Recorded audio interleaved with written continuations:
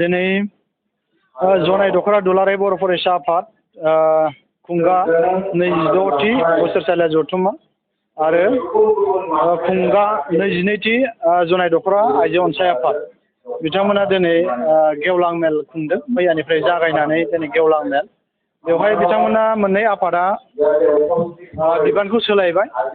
दा जाय बिथांमोना जनाय दख'रा दुलाराय बर' फरायसा आफादनि गोदान आफादगिरि महरै सैत्यजित बसुमतारी आरो जनाय दख'रा दुलाराय बर' फरायसा आफादनि गाहाय नेहाथारि हिसाबै बिरबल बसुमतारी बिथांमोना बिबान मोनदों आरो जनाय दख'रा आइजो अनसाय आफाद हिसाबै आफादगिरियाव दं सोमस्रि मुसाहारि आरो गाहाय नेहाथारि हिसाबै जुनमनि बसुमतारी।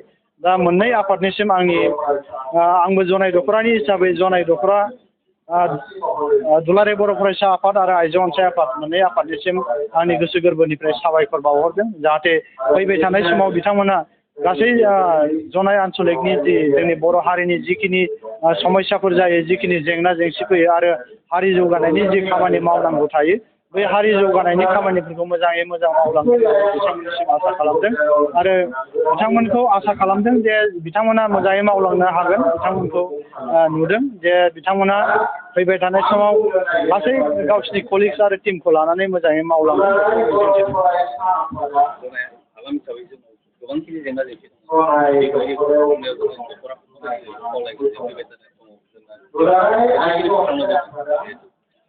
जनाय दख'रा हिसाबै जनाय दख'राया माने अरुणाचल बर्डारजों नांजाबनाय, सिमाजों नांजाबनानै थानाय बे हिसाबै गोबां माने गाज्रि माखासे जि बुंथावै घटनाफोर जानानै फैयो।